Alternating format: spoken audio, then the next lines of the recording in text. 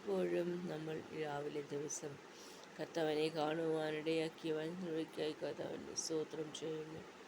ഇത്രത്തോളം അവ സഹായിച്ചു, ഇത്രത്തോളം ദൈവം എന്നെ നടത്തി. ഈ മരിപ്പ് പ്രയാണത്തിൽ നീങ്ങുവാൻ ദൈവം എന്നെ വഴി നടത്തിയ ദൈവസ്നേഹത്തിനായി കർത്താവിനെ സ്തോത്രം ചെയ്യുന്നു, സ്തുതിക്കുന്നു. ചുറ്റുമുള്ള വൈരികളുടെ മുൻപാകെ ദൈവം എന്നെ കണ്ടതിനായി സ്തോത്രം ചെയ്യുന്നു. വൈരികളുടെ മധ്യത്തിൽ, വൈരികളിലുള്ളവരുടെ മധ്യത്തിൽ ജീവിക്കുമ്പോൾ എൻ്റെ ദൈവം എന്നെ താഴെ ഇട്ടില്ല. ദൈവം എന്നെ നിലനിർത്തി ഇത്രത്തോളം സഹായിച്ചു.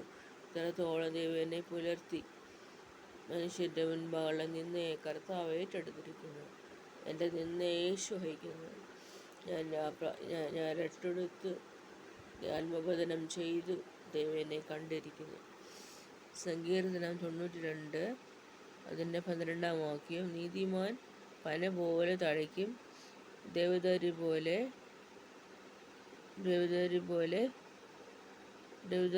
വളരും. ലബോനിലെ ദേവദാരു പോലെ വളരും. നീതിമാൻ പന പോലെ തഴയ്ക്കും. ഇത് വാക്യം ഇതാണ്. സങ്കീർത്തനം 92 12-ാം വാക്യമാണ് ഞാൻ വായിച്ചത്. നീതിമാൻ പന പോലെ വളരും, തഴയ്ക്കും, ദേവദാരു പോലെ വളരും. പന പോലെ തഴയ്ക്കുന്ന നീതിമാൻ പന പോലെ തഴയ്ക്കും എന്നാണ് പറഞ്ഞേക്കുന്നത്. നീതിമാൻ ദുഷ്ടന്മാരല്ല പന പോലെ വളരുന്നത്. നീതിമാൻ പന പോലെ തഴയ്ക്കും, ദേവദാരു പോലെ വളരും. ദേവദാരു പോലെ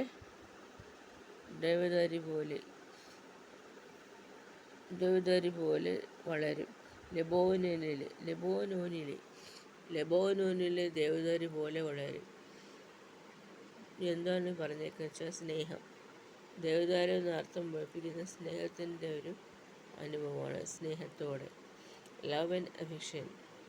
നമ്മുടെ മാതാപിതാക്കൾ നമുക്ക് ലവ് ആൻഡ് അഫെക്ഷൻ തരും.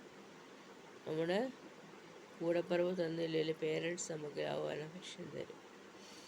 God's love and affection, it's there in this world.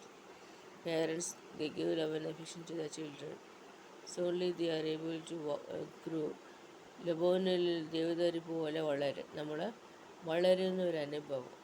They will grow to grow in life, to grow in spiritual life, to grow in day-to-day life, to grow in your life. God wanted us to grow. ലബോനിലെ ദേവദാരു പോലെ തഴയ്ക്കും. ദുഷ്ടന്മാർ പന പോലെ വളരും എന്നുള്ളതല്ല, നീതിമാൻ പന പോലെ തഴയ്ക്കും.